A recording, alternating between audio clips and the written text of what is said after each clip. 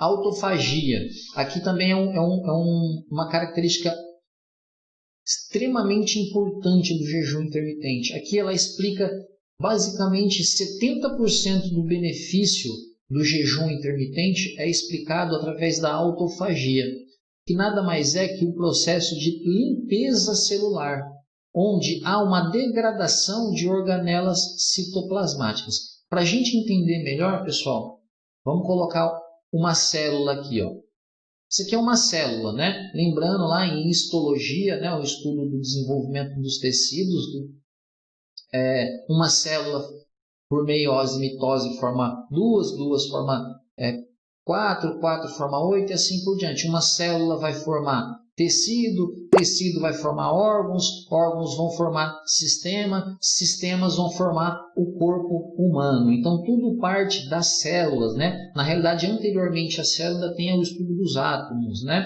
Que não cabe a esse curso aqui. Mas, enfim, aqui nós temos umas células. O que é organela? Porque a autofagia, a importância da gente entender isso, que a autofagia é exatamente a limpeza celular. É a limpeza que essa célula cria dentro dela. Como? Destruindo algumas organelas e recriando, né? Dentro do nosso código genético, que é o núcleo da célula, toda célula eucariótica, né? A célula do homem, possui um núcleo. Dentro desse núcleo nós possuímos o DNA. Esse DNA ele vai dar origem a RNAs mensageiro que vão levar a mensagem do lado de fora dessa célula, o que precisa ser produzido. Só que para essa mensagem, para haver a necessidade da produção de novas células, primeiro eu tenho que ter a redução, ou seja, a digestão, a destruição dessas células. Então nós possuímos vários tipos de organela. Então, por exemplo, o retículo endoplasmático rugoso, que é essa região aqui, ó. Por que rugoso? Porque possui ribossomas, que é esses pontinhos pretos, são responsáveis pela síntese, né, pela produção de proteínas no corpo. Eu tenho, por exemplo, o aparelho de Golgi, alguma literatura chama de complexo de Golgi, que são organelas, né, são micro-órgãos que têm como responsabilidade a transformação da proteína, ou seja, ela é produzida aqui no retículo endoplasmático, no ribossomo, e aí o complexo de Golgi pega essa proteína e modifica de acordo com a necessidade de qual tipo de proteína que tem que ser sintetizado para agir, se transformar em outras organelas. Tá? Então ela transforma, ela armazena e também transporta. Essa é a função do complexo de Golgi. Os centríolos são as organelas responsáveis pelo efeito da mitose, né? Pela multiplicação celular, meiose e mitose. Okay? Os lisossomas são organelas ricas em enzimas digestivas, conseguem digerir proteína, carboidrato, gordura. Tá, ok? Eu tenho o retículo endoplasmático, que junto com o lisossoma, ele produz a limpeza da célula. Então, toda vez que eu tenho uma célula envelhecida, com as suas funções reduzidas, vamos imaginar a mitocôndria, que eu já falei bastante dela, né? Que a mitocôndria ela é uma organela responsável por respirar e produzir ATP. Se essa mitocôndria aqui, ela tem uma vida útil, vai chegar essa mitocôndria, então, ela sofre a síntese, ela cria, né, a mitogênese, e aí, através disso, ela começa a trabalhar, ela começa a atuar com outras mitocôndrias dentro de uma cadeia e produzir ATP. Como ela é uma mitocôndria novinha, ela tem muito vigor, ela consegue produzir bastante ATP, captar o oxigênio, respirar, pega ali a glicose e vai fazendo o trabalho dela. Chega um momento, ela começa a se cansar, ela começa a se tornar velhinha, poderíamos dizer assim. E aí ela começa a trabalhar cansada, mais lenta. E ela vai demorar um tempo para o corpo perceber que a função dessa mitocôndria não está legal, não está boa, ela está atrapalhando as demais mitocôndrias no processo de respiração. E aí o nosso corpo vai lá e vai fazer o que com ela? Vai fazer a autofagia. O próprio organismo vai digerir, vai destruir essa célula aqui. Com isso, uma célula nova vai nascer. Então, o que o jejum ele faz, pessoal? Ele reduz o tempo que o organismo vai perceber que essa célula está com a função danificada, está com a função baixa. Então, eu tenho lá uma célula, uma mitocôndria começando a ficar ruim, aí eu submeto ela ao jejum, à privação de nutriente, o corpo rapidamente vai ativar o mecanismo de autofagia.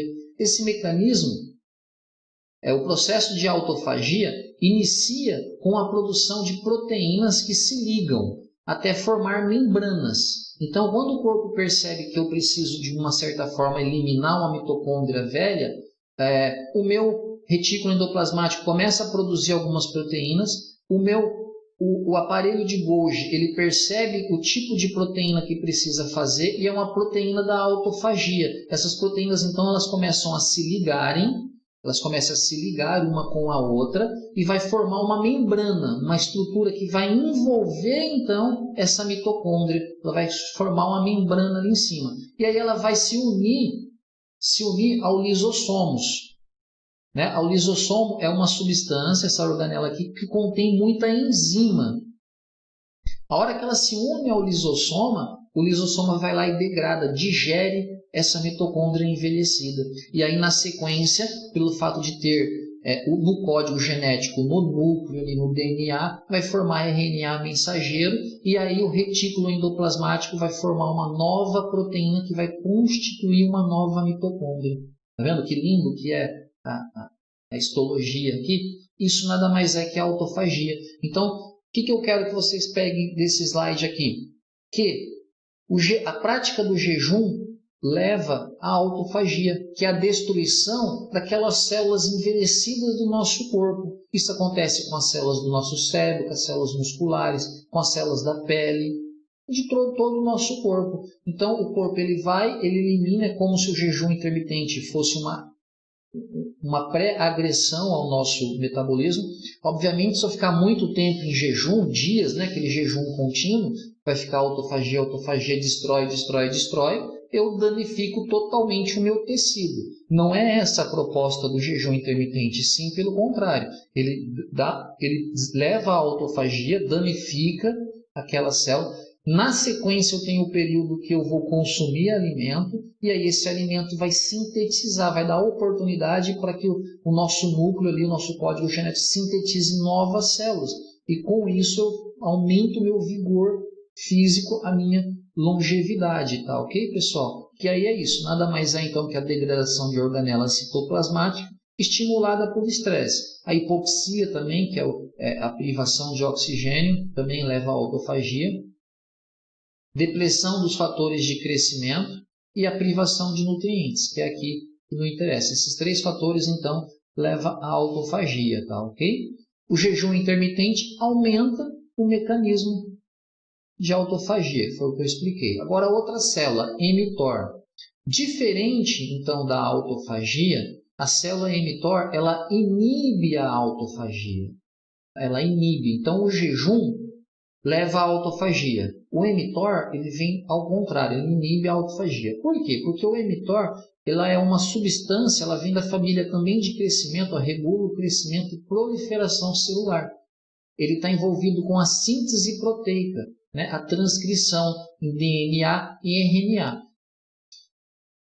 Combinando, né?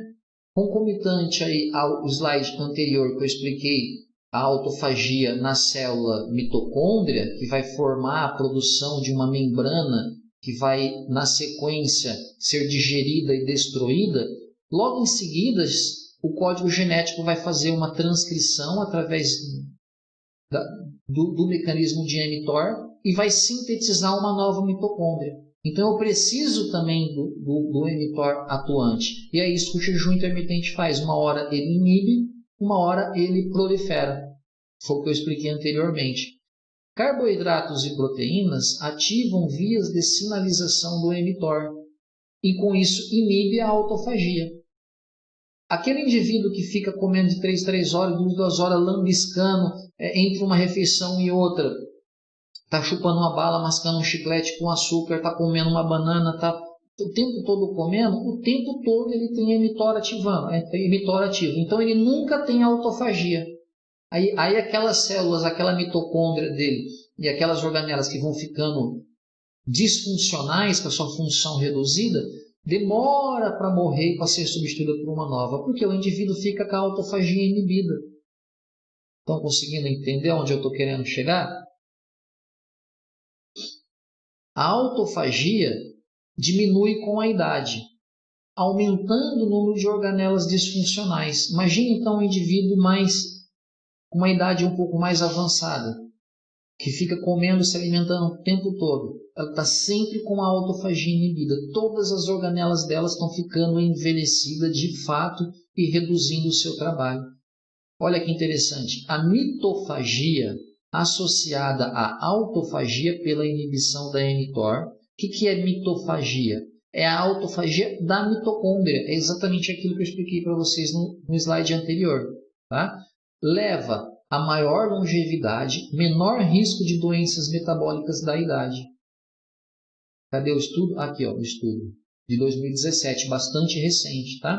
E como inibir a mTOR de maneira natural? Por que eu estou falando aqui, eu coloquei no slide de maneira natural? Porque existem medicamentos, a rapamicina, por exemplo, é uma substância, um medicamento que inibe o mTOR, que é utilizado em algumas doenças, que não vem ao caso aqui.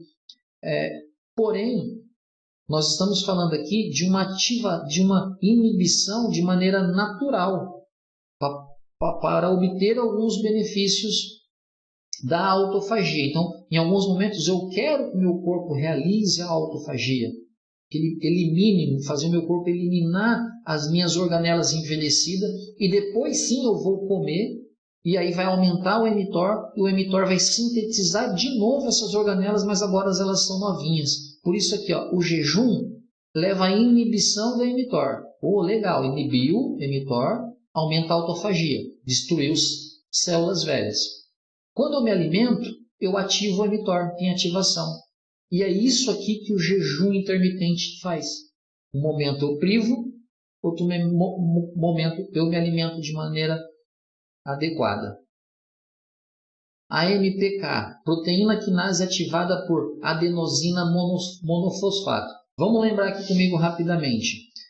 Adenosina trifosfato. O que é a adenosina trifosfato? É a principal fonte de energia de todas as células, né? A mitocôndria que produz essa ATP.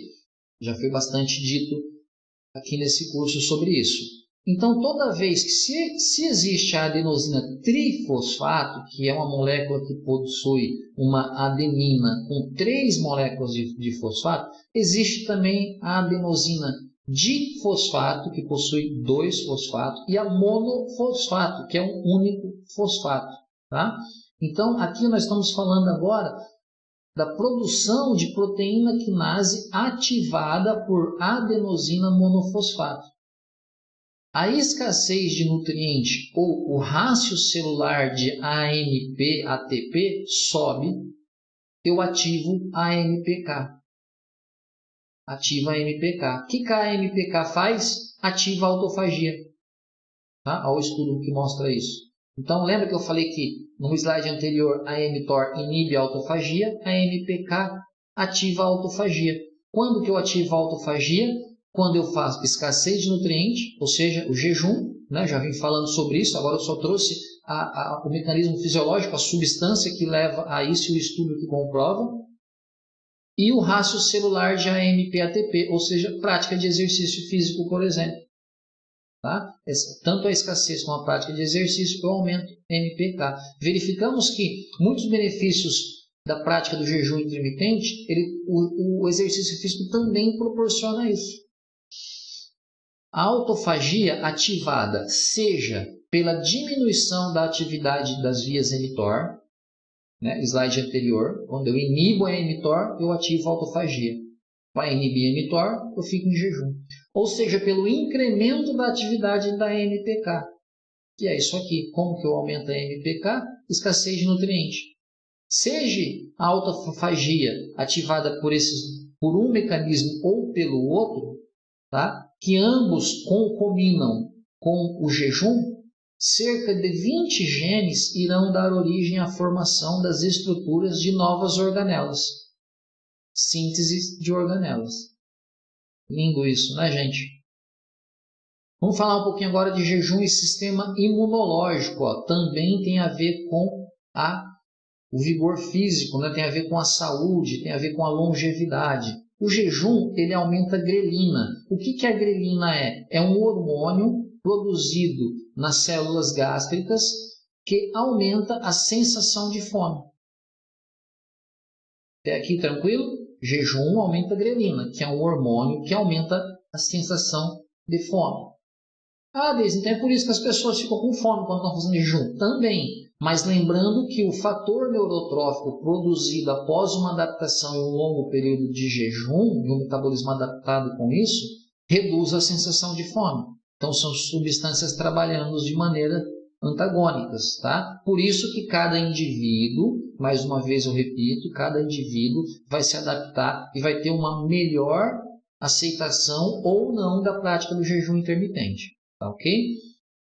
Então, já que o jejum aumenta a quantidade de grelina, olha que interessante. Ratos induzidos à deficiência de grelina tiveram o tamanho do timo diminuído. Pessoal, o timo, para quem não lembra, é uma glândula possuída aqui abaixo do externo, logo atrás do externo, na frente do coração, tá? Que ele é uma glândula do sistema imunológico, do sistema linfático. Ele é uma glândula do sistema linfático responsável por parte da produção das células imunológicas. Então, ratos induzidos à deficiência, ou seja, com a quantidade reduzida de grelina, tiveram o tamanho desse timo reduzido, automaticamente produziram menos células do sistema nervoso, menos células do sistema imunológico. A administração de grelina nos ratos favoreceu a produção de células T do sistema imunológico e melhoraram o sistema imunológico. Olha que interessante, esse estudo mostra isso aqui. Então, ou seja, quando eu tenho pouco grelina, o meu timo ele fica atrofiado, ele reduz de tamanho. Quando eu tenho bastante grelina, foi verificado que o timo produziu mais células do sistema imunológico. E o jejum, ele aumenta a quantidade de grelina e vai aumentar a quantidade de células do sistema imunológico. Davis, mas tem pessoas com processo de desnutrição, que adquirem alguma doença, que está deitado no leito hospitalar, e há uma preocupação muito grande com que ele gira todo o valor energético necessário para ele se recuperar mais rápido por melhorar o sistema imunológico. Sim, com certeza, volto a dizer, jejum intermitente não é tirar ou reduzir a quantidade, apenas reduzir a quantidade de alimento. Não, é oferecer ciclos. Em período o indivíduo vai ficar sem se alimentar e aí ele vai aumentar a grelina e ele vai produzir células do sistema imunológico. Se esse indivíduo ficar muito tempo sem se alimentar, essas células do sistema imunológico produziam mais, mas não tem energia para a função. Né? E depende também de outras vitaminas e minerais essa produção de células do sistema imunológico. Claro. Porém, daqui a pouco, após eu ter tido esse aumento de grelina pelo jejum, não só de grelina, como todas as outras demais substâncias que nós já verificamos até aqui, na sequência eu vou ter o período de alimentação. Este período de alimentação sendo realizado de maneira adequada, eu vou ter todos os benefícios aí de saúde. Então, eu tenho saúde quando eu me alimento bem, mas eu tenho mais saúde também produzindo no meu organismo substâncias que melhoram a minha saúde quando eu também estou em jejum. Aí a proposta do jejum intermitente é proporcionar ciclos. Jejum intermitente, então, agora, pessoal, em diferentes situações, né? Nós vamos estar falando, então, agora das aplicações do jejum intermitente, tá ok? Eu vou trazer bastante estudo para vocês aqui também, mostrando os resultados disso daqui. Em pessoas saudáveis, sobrepeso, obesidade, doenças metabólicas, doenças tumorais, né, câncer, por exemplo, e na aplicação em atletas e praticantes de exercício físico, tá bom? Jejum intermitente em pessoas saudáveis. Então, o jejum pode ser aplicado em indivíduos de peso normal, com o objetivo de melhorar a saúde independente da perca de peso, fornecendo benefícios metabólicos como cardioproteção, diminuição da glicose de jejum, prevenção contra certas formas de câncer e melhora da composição corporal. Então eu posso receber no meu consultório aqui uma pessoa saudável, ele não quer perder peso, tá? Ele não quer melhorar a função cognitiva dele porque ele já é jovem, já estuda bastante, tem uma função cognitiva 100% favorável, mas ele simplesmente quer ter saúde, ele quer ter longevidade, ele quer estimular a autofagia, ele quer que organelas novas surjam, né? A renovação de organelas, como eu já expliquei, quer ter benefícios metabólicos gerais. Não, ele só quer uma saúde geral, ele não é doente, é uma pessoa saudável, mas quer ter mais saúde, prevenção, né? Infelizmente, a minoria das pessoas procuram por nutricionistas e educadores físicos preocupados com a prevenção. Quando procura, é preocupado somente com a estética. Porém, está mudando. Isso vai ser, esse histórico aí social é preciso mudar. Porque cada vez mais as pessoas estão mais doentes, elas estão percebendo isso e os estudos e nós profissionais estamos aí alertando, né, a todos. Agora então, a sua aplicação, né, do jejum intermitente no sobrepeso e obesidade. Eu quero deixar bem claro aqui durante esse slide, pessoal, mais uma vez eu estou dizendo que o jejum intermitente não é melhor e nem pior que outra estratégia. Possui grandes diferenciais, o que me chamou a atenção é principalmente os diferenciais na potencialização dessa parte cognitiva e da longevidade, na renovação das células através da autofagia. Mas no processo de peso, agora nós estamos falando nesse slide do sobrepeso e obesidade, nada se consta que o jejum intermitente é mais eficiente na perda de peso, apesar de também levar à perda de peso. O que nós vamos constatar aqui com os estudos que eu trouxe para vocês é o seguinte, que a redução calórica, seja ela colocada de qualquer forma, é o mais importante, é o que de fato leva à eficiência no mecanismo de perda de peso, tá? Estudo mostra que tanto a restrição calórica diária, ou seja, a dieta convencional, muitos conhecem, né? Como o jejum intermitente tem melhorias na composição corporal e perfil metabólico de indivíduos obesos. Então, comparou lá jejum intermitente com restrição calórica. Ambos perderam gordura igual e melhoraram dos parâmetros de saúde igual. Um estudo da Dinamarca acompanhou 10 homens durante 8 semanas. Vamos lá. 4 semanas com alimentação e bebida ad libitum, livre, seguidos de 4 semanas de jejum, de 14 horas, com 2 refeições. As refeições continham 100% das necessidades energéticas. Então, os mesmos indivíduos, 10 homens, realizaram o estudo durante 4 semanas, eles fizeram alimentação e bebida livre, e aí seguido de 4 semanas de jejum de 12 horas. De 14 horas, desculpa. Apesar de eles realizarem um jejum de 14 horas, no período que eles comiam, eles realizavam 2 refeições e essas 2 refeições ofereciam 100% das necessidades energéticas, ou seja, toda a necessidade energética.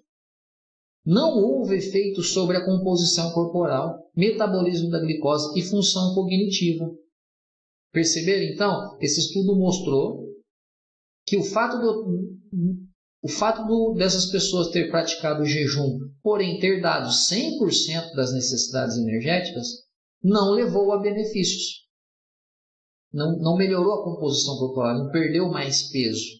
É aquilo que eu falei. O importante, então, para quem quer perder peso, é a restrição energética. Pode até ser que o jejum intermitente leve a diversos benefícios. Mas se o meu objetivo é perder peso, tem que ter restrição energética, junto com a estratégia do jejum intermitente. Concluíram que o consumo total de energia é mais importante que a frequência das refeições, que é isso que eu falei para vocês. Ok? Agora o jejum intermitente nas doenças metabólicas cardiovasculares. A diminuição da ingestão de energia e a redução de peso em torno de 5%, esses 2 fatores por si só, eles já reduzem a incidência e a progressão de doença. Tá? Esses estudos falaram sobre isso, mas também aqui está de encontro às diretrizes brasileiras de cardiologia, tá? de doença hipertensão, a doença diabética, todas essas diretrizes brasileiras trazem para a gente, quem já leu esse material, que uma simples redução de energia, principalmente a perda de peso, já reduz aí incidência de doença cardiovascular, reduz hipertensão, melhora no diabetes. Só o fato da pessoa perder um pouquinho de peso, 5% a 7%. Tá? Uma pesquisa no Irã com mulheres obesas com jejum intermitente de dia alternativo em 6 semanas. É o que nós vamos verificar. Aqui está falando de jejum intermitente de dia alternativo. Talvez você que esteja aí ouvindo já saiba o que é, né, do que se trata, o tipo de protocolo. Se você que ainda não se preocupe. Nós vamos estar falando na parte do curso que eu for falar sobre protocolos de jejum intermitente. É lá que a gente vai estar falando do que é o jejum intermitente de dia alternativo. Tá bom? Então, como que ficou esses dias alternativos aqui e a prática alimentar? 3 dias eles consumiam entre 1.700 a 1.800 calorias. 3 dias com restrição de 70% a 75% do gasto energético recomendado. Lembra que eu falei para vocês logo lá no comecinho do curso que nem toda prática de jejum intermitente é 100% de privação de alimento? Esse, por exemplo, eles privavam de 70% a 75%, ou seja, de 25% a 30% eles ainda se alimentavam nesses dias. Então era uma restrição energética bastante severa, mas eles não ficavam 100% sem comer. Tá? Um dia de consumo alimentar à vontade. Então eles iam, jejum intermitente de dia alternativo, alternava um dia consumindo 1.700 calorias a 1.800, um outro dia consumindo só 25% disso. Então tinha restrição de 70% a 75%. E aí um dia era à vontade. Poderíamos dizer no caso aí do seu paciente o domingo, tá bom? Resultado, redução de peso. Olha que interessante. IMC, aqui eles reduziram o peso IMC, circunferência da cintura, percentual de massa gorda. Claro, por quê? Porque houve restrição energética. Se 1.700 a 1.800 é o gasto energético recomendado, em 3 dias da semana eles restringiam 70% a 75% disso. Então o balanço energético total estava reduzido. E aí, obviamente, eles perderam peso. Tá? E também, o que é interessante aqui, que era o objetivo desse estudo, realizar a aplicação do jejum intermitente nas doenças cardiovasculares. Então, eles também tiveram a pressão arterial sistólica e diastólica reduzida. Isso que é o mais interessante. Conclusão: redução dos fatores de riscos cardiovasculares. Vamos ver outros 2 estudos aqui, ó, ainda no cardiovasculares. 2 estudos avaliaram a capacidade do jejum intermitente de dia alternativo na perda de peso e no risco de doenças coronarianas em adultos obesos durante 8 semanas. Cada um desses testes implementou uma dieta de base com baixo teor de gordura. Então, vamos verificar que, apesar de ter sido jejum intermitente na doença cardiovascular, eles também reduziram a quantidade de gordura nos 2 estudos para 25%. Lembrando que a recomendação é de 30% a 35%, né, da ingestão de gordura total. Ou seja, nós poderíamos pensar o quê? Qualquer dieta que eu restringir caloria e que eu restringir gordura, né, reduzir a ingestão de gordura, vai melhorar os fatores cardiovasculares. Tem um monte de comprovação científica. Ou seja, mais uma vez eu volto a dizer, jejum intermitente é mais uma estratégia muito interessante, mas nós vamos ver as aplicações mais para frente dela nesse sentido, o porquê que ela é muito interessante para uma parte das pessoas, mas sabemos que é apenas mais uma estratégia. Nos 2 estudos, o peso corporal foi reduzido em 6% a 8%. Claro, proporcionado ao déficit calórico, né? Diminuição do colesterol LDL e triacilglicerol. Olha, diminuiu muito a quantidade de triglicerídeo. Em um dos estudos, né, o de Varrad aqui, houve também a diminuição da pressão arterial sistólica e a frequência cardíaca. Então, todos esses índices, diminuição do LDL, do triglicerídeo, da pressão arterial sistólica, da frequência cardíaca, são todos fatores que vão reduzir o risco de cardiovascular. Tá ok? Está aqui os estudos para quem está interessado.